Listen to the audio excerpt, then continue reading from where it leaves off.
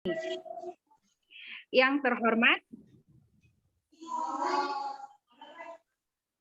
terhormat Bapak Dekan Fakultas Syariah IAIN Langsa, yang terhormat Bapak Wakil Dekan Fakultas Syariah IAIN Langsa beserta staf jajarannya, yang terhormat para staf dosen IAIN Langsa, yang terhormat kepada pemateri-pemateri yang hadir pada hari ini, dan tidak lupa pula yang terhormat kepada para peserta yang telah hadir pada pagi hari ini.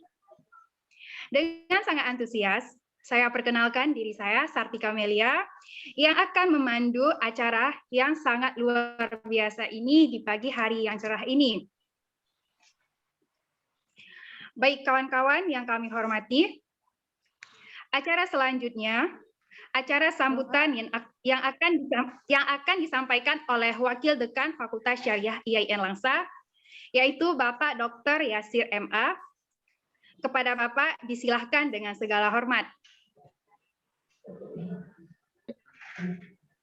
Suara saya kedengaran ya? Terdengar Pak. Kedengaran Pak. Bismillahirrahmanirrahim. Assalamualaikum warahmatullahi wabarakatuh. Waalaikumsalam warahmatullahi wabarakatuh.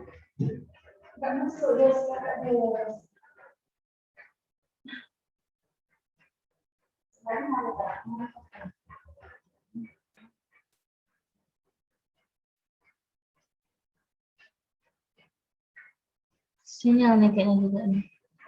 Yang saya hormati Bapak Ibu dosen yang hadir di sini ya. Dan tentunya juga seluruh peserta yang sudah bergabung di acara ini. Pertama saya ingin ucapkan terima kasih pada Bu Desi yang sudah mengadakan acara ini dan melakukan persiapan sehingga acara ini terlaksana. Sesungguhnya acara ini sangat penting karena berkaitan dengan plagiarisme. Menulis itu sudah menjadi kegiatan akademisi, mahasiswa, dosen, itu tidak akan bisa lepas dari menulis. Dan plagiarisme harus diketahui oleh semua penulis, entah itu mahasiswa atau dosen. Karena ini bisa berefek pada bukan hanya hukum sanksi administrasi, tapi juga ini bisa pidana karena melanggar hak cipta juga. Jadi mencontek atau mempublish kembali karya orang lain. Maka saya mengharap ini bisa acara ini bisa diikuti dengan serius oleh semua peserta, karena ini menambah ilmu dan wawasan semua peserta tentang plagiarisme, tentang melakukan plagiat. Apa saja yang dimaksud dengan plagiat, apa tindakan-tindakan yang dikategorikan dengan plagiat, dan apa sanksi-sanksi yang bisa diperoleh oleh orang yang melakukan plagiarisme. Baik, saya kira saya tidak akan banyak buang waktu di sini. Saya sangat berterima kasih pada Bu Desi Asnita yang sudah membuat acara ini terlaksana dan semua yang telah mendukung kegiatan ini, Bu Nurma dan Bu Agustinar. Semoga acara ini berjalan lancar dan sebetulnya ini adalah aktualisasi, program aktualisasi dari Bu Desi Asnita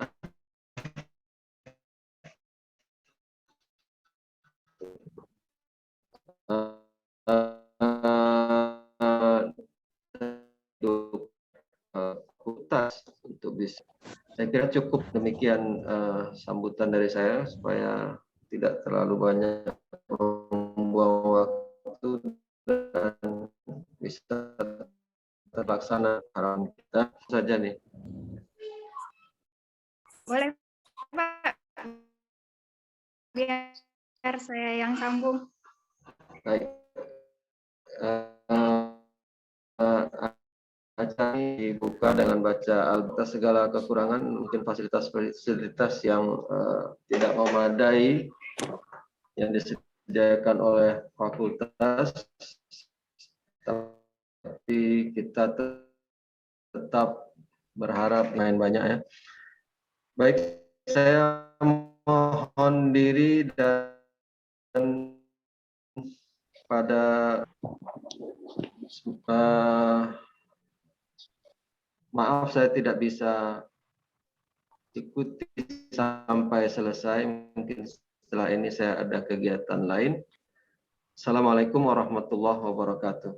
Waalaikumsalam warahmatullahi wabarakatuh.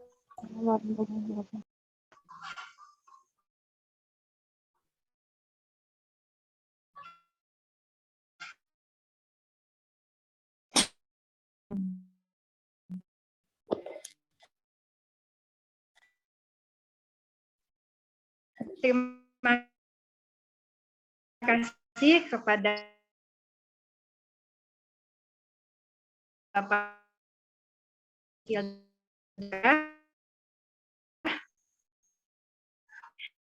sekali lagi. Sebelum pada hari ini akan terlebih dahulu kita yang akan memandu acara pada pagi hari ini.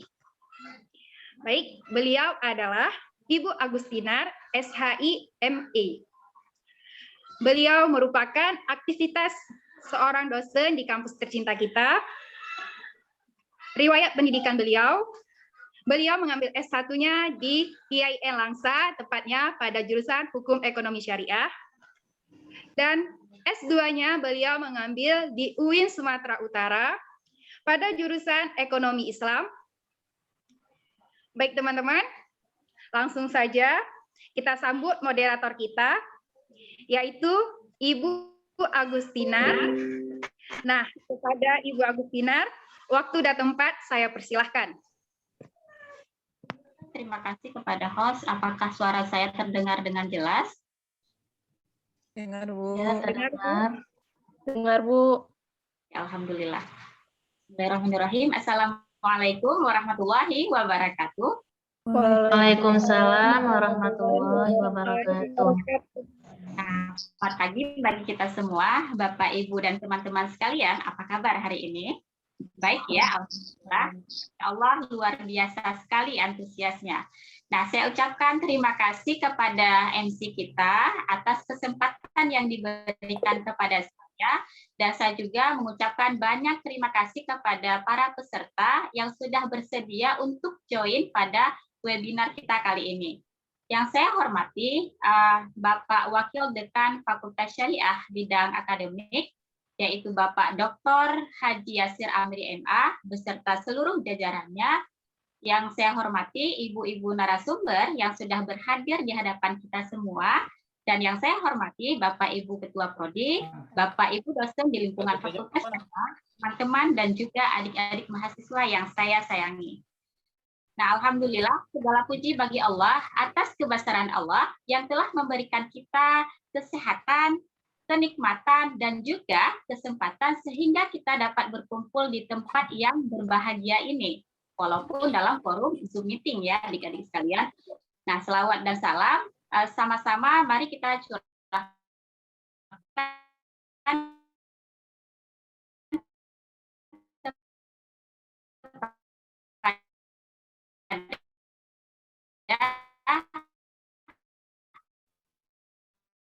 bagi Rasulullah Sallallahu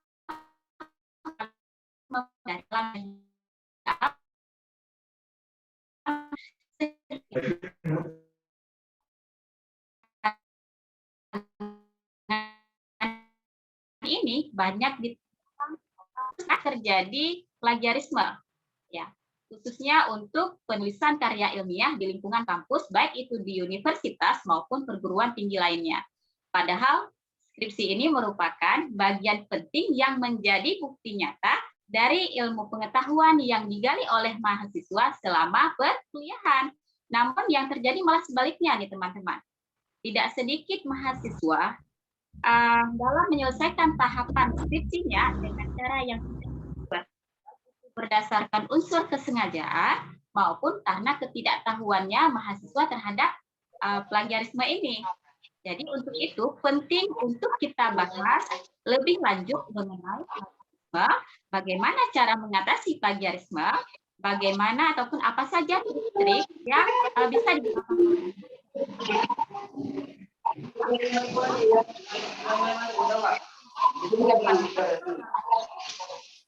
Di depan bangsa kan ada di depan.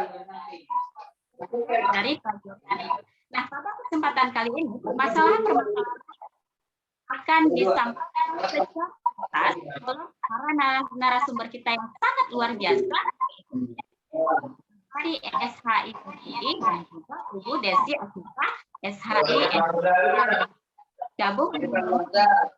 Assalamualaikum Bu.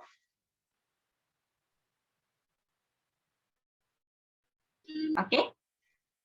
Baik, pemateri kita sudah hadir di hadapan kita semua nih teman-teman. Jadi pada webinar kali ini, insya Allah saya akan membagi menjadi 3 termin. Nah, untuk sesi yang pertama, kita akan membahas tentang strategi penggunaan parafrase dalam menulis karya ilmiah, yang insya Allah akan disampaikan oleh pemateri pertama kita, lebih kurang selama 40 menit. Kemudian kita lanjutkan ke sesi yang kedua, yaitu penyampaian tentang materi trik dan tips agar terhindar dari plagiat. Materi ini akan disampaikan oleh Ibu Desi Asmita, MHI. Kemudian pada sesi yang ketiga, nantinya insya Allah akan kita adakan sesi tanya-jawab dengan para peserta. Oke, langsung saja ya, kita masuk dalam sesi yang pertama, yaitu penyampaian materi tentang strategi penggunaan parafrase dalam menulis karya ilmiah, yang akan disampaikan oleh Ibu Nurmasari SHI MEI. Nah, teman-teman sekalian, sedikit saya ingin menceritakan tentang Ibu Nurmasari ini, bahwa beliau ini merupakan salah satu dosen di universitas terkemuka di Aceh, yaitu di Universitas Syekh Kuala pada Fakultas Ekonomi dan Bisnis. Nah, beliau juga sangat aktif sekali dalam organisasi baik di bidang akademik maupun sosial kemasyarakatan.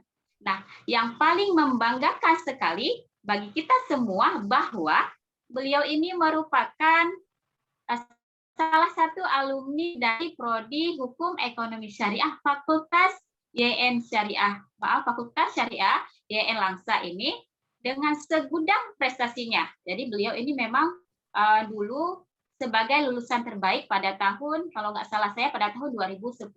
Jadi teman-teman sekalian, kita harus berbangga menjadi bagian dari Fakultas Syariah ini, karena Fakultas Syariah sudah menghasilkan banyak sekali alumni-alumni yang sangat luar biasa, salah satunya nih, buktinya yang sudah ada di hadapan kita.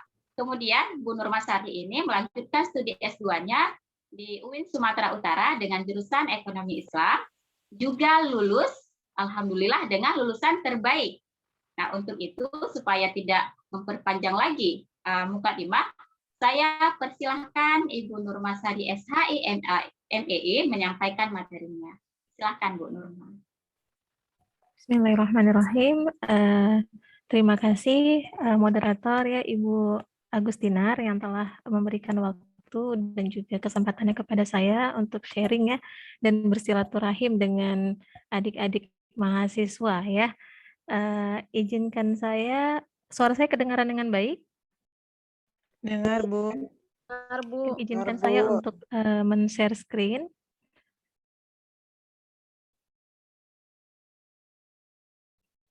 Ya. Apakah sudah terlihat di layarnya?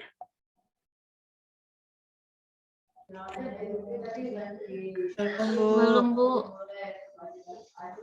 Sudah terlihat.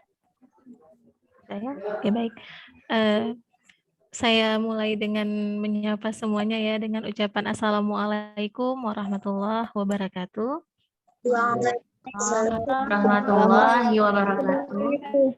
Alhamdulillah atas izin Allah ya, setelah sekian lama akhirnya saya dijumpakan dengan adik-adik mahasiswa dari YIN Langsa. Ini mohon maaf semuanya dari Fakultas Syariah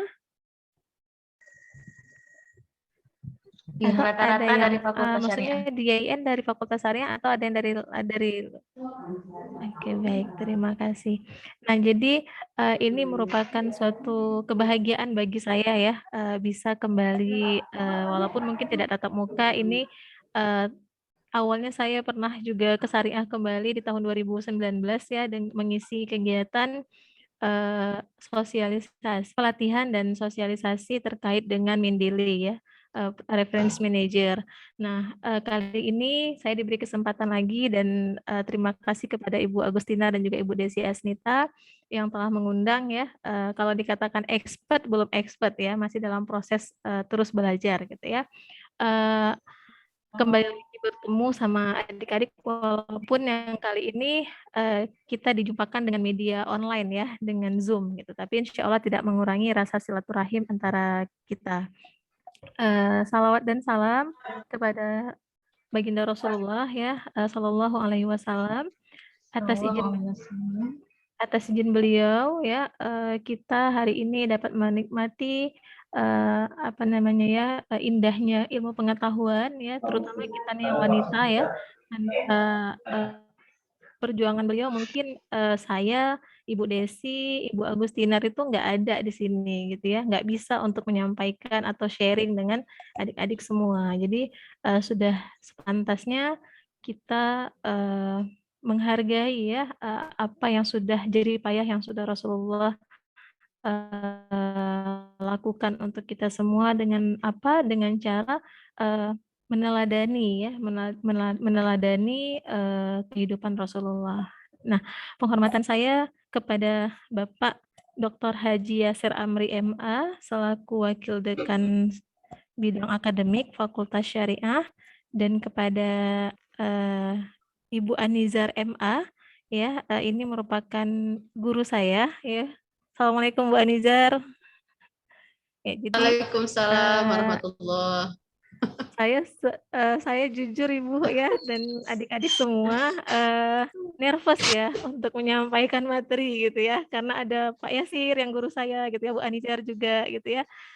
Namun maka saya katakan dari awal ini bukan apa namanya ya, hanya berbagi ya, hanya sih dari pengalaman mungkin dari apa ya namanya, dari hal-hal yang sudah dibuat gitu ya. Nah, jadi izin ya Bu Anijar, Pak Yasir. Siap. Lanjut. Oke, baik Ibu. Nah, jadi adik-adik sekalian, benar ya bahwa skripsi itu memang hanya sebuah buku gitu ya. Kalau kita lihat dia hanya sebuah buku yang kita tulis dalam waktu 1 semester ya, maksimal 1 semester itu sebenarnya gitu ya. Namun banyak sekali mahasiswa yang mengambil tindakan-tindakan yang gimana ya, kalau saya katakan tindakan-tindakan pintas ya agar skripsi itu cepat selesai. Mahasiswa sudah bersabar mengikuti perkuliahan dari semester 1 hingga semester 7 ya, dengan berbagai mata kuliah, dengan berbagai tugas yang diberikan oleh dosen gitu ya. Namun sering sekali mahasiswa tidak sabar ketika menulis skripsi yang jumlah halamannya lebih kurang 60 halaman gitu ya. Di mana tidak sabarnya gitu ya, kalau kita melihat mahasiswa sering sekali mengcopy ya, memotong dan menempel tulisan-tulisan orang lain yang itu sama dengan apa yang sedang ia pikirkan. Jadi kalau mahasiswa itu biasanya di semester 7 dia sudah mencari-cari masalah ya, mencari-cari masalah untuk ditulis.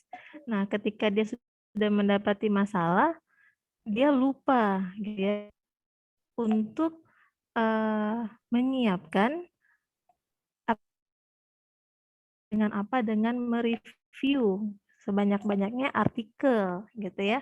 Tapi yang terjadi apa? Ketika sudah dapat masalah, sudah dapat judul, dia cari skripsi atau artikel yang sama, yang memiliki kemiripan dengan apa yang akan dia teliti, lantas dia ambil isinya, dia kopikan ke skripsinya. Nah, apa yang terjadi gitu ya? Yang terjadi ketika dicek mau proposal, Turnitinnya tinggi, dikembalikan lagi. Ya, lalu ada cara-cara mahasiswa yang itu di luar daripada apa namanya etika akademik gitu ya. Jadi dimanipulasi, misalnya ketika dia mau menuliskan menggunakan gitu ya, menggunakan dihilangkan kata A-nya satu gitu ya, sehingga nanti hasil Turnitinnya tidak terbaca gitu. Tapi adik-adik harus hati-hati gitu ya. Teknologi kan sudah canggih ya. Di laptop kita masing-masing kita bisa melihat atau mengkoreksi ya atau mendeteksi kalimat-kalimat bahasa Indonesia itu yang salah. Nah, jadi otomatis ketika kalian memberikan proposalnya kepada dosen, termasuk dosen pembimbing itu bisa mengecek ya seluruhnya dari halaman 1 sampai halaman terakhir kalimat kata mana saja yang masih typo. Nah, ya, kalimat mana saja yang masih typo. Nah, jadi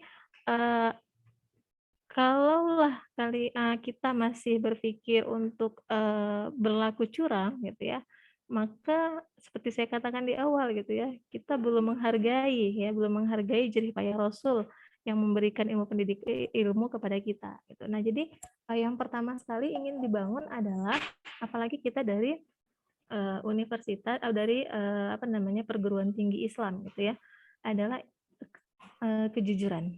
Jadi kejujuran. Kalau kita jadi parafrase ini atau plagiarism ini mengajarkan kita untuk bisa ya berlaku jujur pada diri sendiri. Nah, jadi sebelum dibaca sama orang kita udah mulai jujur nih dengan apa yang kita tulis gitu ya.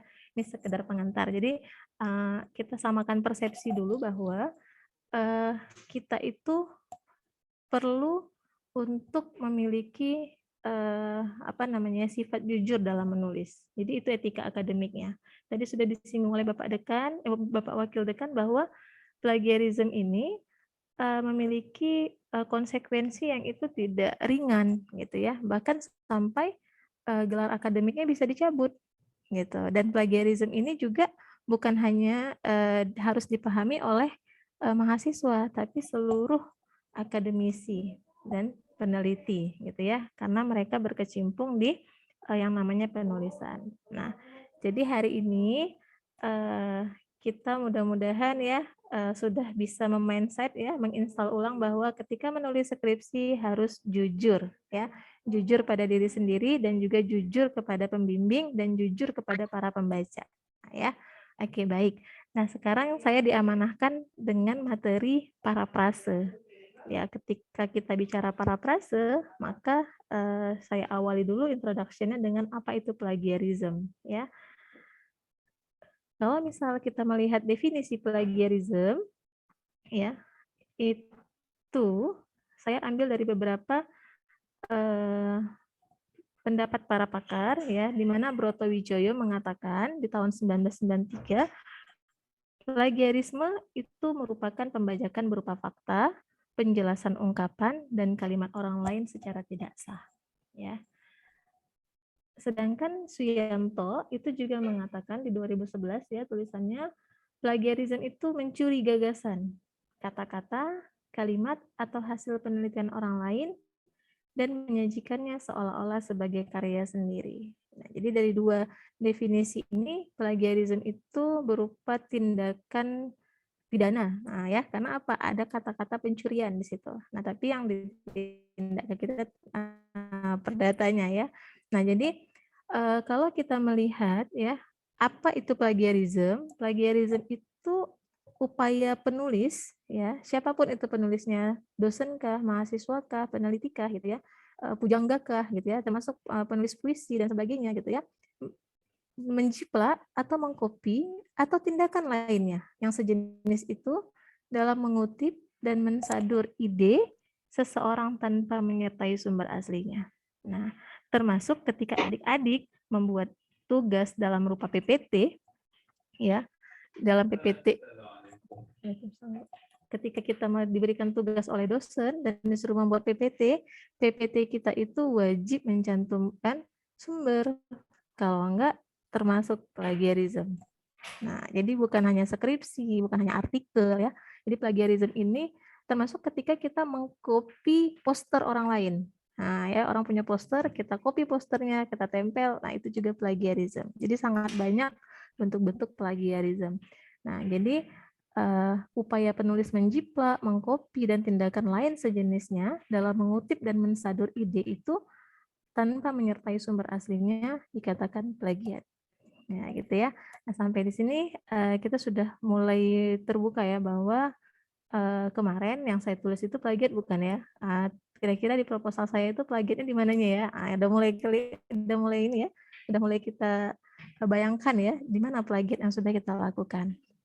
Baik, kita lanjutkan. Ada berbagai jenis plagiarism ya. Ini kebetulan sumbernya di bawah tertutup nampaknya. Ini ada sumber referensinya dari Novanta ya. Ada sangat banyak jenis plagiarism, tapi saya ingin menekankan pada plagiarism berdasarkan pola dan berdasarkan penyajian. Kenapa? Karena ini paling sering, ya, paling sering kita temukan di lapangan. Ya, nah kita lihat. Nah, kita akan lihat jenis plagiat berdasarkan polanya, gitu ya. Jadi ada yang namanya itu plagiarism total. Ya. Apa itu plagiarism total? Itu tindakan yang dilakukan penulis ya untuk menyalin ya dari tulisan aslinya menjadi tulisannya sepenuhnya secara totalitas tanpa merubah sedikit pun ya apa yang ia copy. Nah, dan dia menjadikannya seakan-akan itu menjadi karyanya. Itu merupakan plagiarisme total. Yang kedua, itu ada plagiarisme parsial. Ya. Apa itu plagiarisme parsial? Kalau kita melihat dari katanya, berarti sebahagian ya, plagiarisme sebahagian. Nah ini, sebentar ya, saya.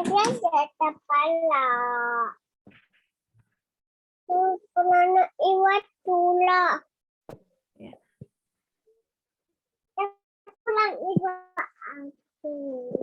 Plagiarisme sebagian ya.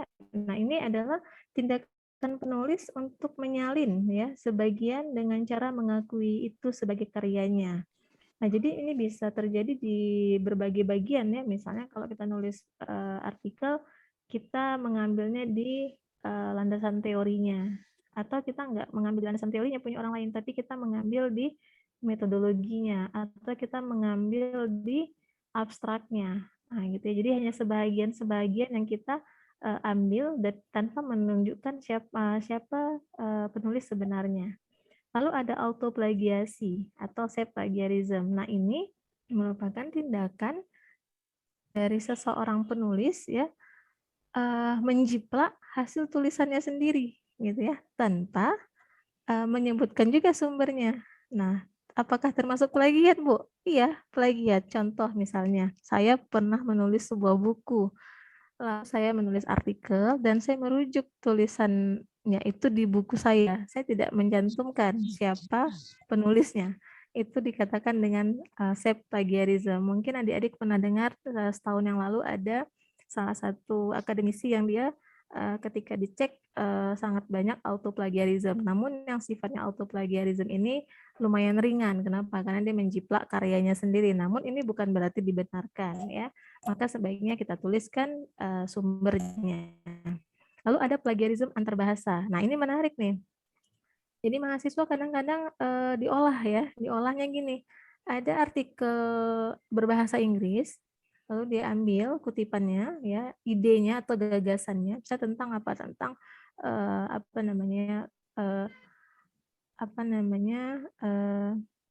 pengaplikasian akad mudharabah misalnya, ditulis pada jurnal internasional dan berbahasa Inggris. Dia mencari idenya, dapat dia gagasannya, lalu dikopinya ya, ditranslitkannya ke dalam bahasa Indonesia.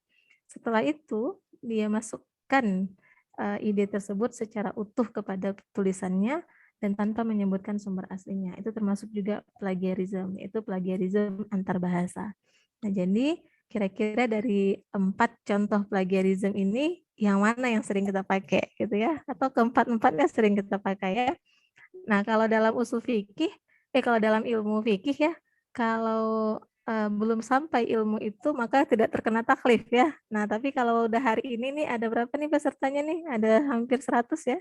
Udah sampai ilmu plagiarisme maka kalau masih dibuat ya ada konsekuensinya gitu ya. Nah, kita lanjutkan ya. Ini berdasarkan penyajiannya. Kalau kita melihat berdasarkan penyajian, plagiarisme ini ada yang namanya plagiarisme perbatin ya. Apa itu? Adalah menyalin hasil karya orang lain ya dengan apa adanya ya, hampir mirip tadi ya dengan sepenuhnya dengan apa adanya, dan seolah-olah ia menyatakan itu adalah hasil karyanya gitu ya, seolah-olah ia menyatakan itu sebagai hasil karyanya atau ciptaannya, itu dikatakan plagiarisme perbatin. Lalu ada yang namanya plagiarisme kain perca. Nah, kalau ini mungkin Bu Agustinar atau Ibu Desi dan Ibu Aniza dan dosen-dosen lainnya sering nih ya, sering jumpa di makalah mahasiswa ya, di apa namanya skripsinya atau proposalnya ya. Itu tindakan di mana penulis mencaplok-caplok nih dari berbagai-bagai sumber ya. Lalu ditambal-tambal. Nah, ditambal-tambal ya atau kita katakan dengan apa namanya? Patchwork ya, kain perca ditambal-tambal seakan-akan itu adalah idenya, padahal itu dia ambil dari artikel A, B, C, D, E, lalu ditambahnya jadi satu ungkapan dan itu tidak menyebutkan sumbernya. Yang sebaiknya, yang semestinya gitu ya, ini saya sampaikan dulu. Tadi ya, ketika kita sudah mendapati suatu masalah, kita tentukan judulnya apa, kita cari nih bahan bakunya nih ya, source-nya di mana nih? Oh, ada artikel ini yang berkenaan. Kita baca ya, kita baca secara utuh. Maka ada baiknya ketika mahasiswa mengajukan judul itu diminta mahasiswa membawa hasil review artikel sebagai source daripada apa namanya judul yang dia ajukan. Nah, jadi nggak cuma dia datang bawa judul, tapi dia harus membawa artikel yang sudah dia review. Nah, ya sebagai apa namanya teori empirisnya gitu ya, bahwa ini ada loh yang mengatakan bahwa kalau ini itu memiliki apa namanya teori yang seperti ini gitu. Misalnya terkait dengan apa nih dengan fikihnya, oh ada nih tulisan dari ini dia mengatakan seperti ini gitu ya. Nah, itu diminta direview, bukan sekedar membawa tapi direview. Kenapa direview? Ketika kita mereview artinya kita sudah membacanya. Kita sudah mencoba untuk memahami dari apa yang ditulis oleh penulis pertama. Nah, itu akan memudahkan kita untuk memparafrase ya. Nah, yang berikutnya adalah plagiarisme parafrase. Ternyata parafrase itu juga bisa dikatakan plagiarisme. Kapan? Ketika memang nantinya kita tidak mengubah gitu atau hanya sedikit sekali. Itu ada contohnya ya, beberapa contoh yang sudah ini hanya mengubah sedikit saja gitu ya. Atau kita hanya membuat perubahan itu ya parafrase ini memang tidak mengubah ya, tidak mengubah substansi, tapi menyampaikannya dengan bahasa kita. Nah, yang dikatakan plagiarisme parafrase itu dia mengubah kalimat dari penulis menjadi kalimat dirinya sendiri, tapi dia tidak mencantumkan itu idenya siapa. Nah, gitu ya. Lalu yang keempat ada plagiarisme kata kunci atau parafrase. Dia cari kata kuncinya. Mungkin kalau kita dulu di SMA dalam pelajaran bahasa Indonesia ada ya disuruh cari ide gagasan ya, ini struktur gagasan 4 dan 5 sekalian ya, struktur gagasan, ide, kata kunci, ide utamanya apa, lalu coba kita buat ide utama itu menjadi kita kembangkan dengan bahasa kita gitu kan. Nah itu kalau tidak menyertakan penulisnya maka disebut juga dengan plagiat. Nah gitu dia ya. Nah kalau kita mau mencantumkan lagi ke lainnya itu setelah kita mengeluarkan ide gagasannya dengan bahasa kita cantumkan penulisnya, baru setelah itu kita mengungkapkan pendapat-pendapat kita itu boleh, tapi tidak kita sertakan sekaligus semuanya, lalu kita tidak mencantumkan siapa ide gagasan dari yang sebelumnya. Sama seperti ketika kita menulis kutipan langsung ya. Kutipan langsung itu ditandai dengan tanda petik. Nah, ketika kita mengutip kutipan langsung, setelah kutipan langsung kita harus menjelaskan kan isi dari kutipan langsung tersebut, gitu kan. Nah, kalau itu. Masih, Bu. Ya. Karena sepertinya ada gangguan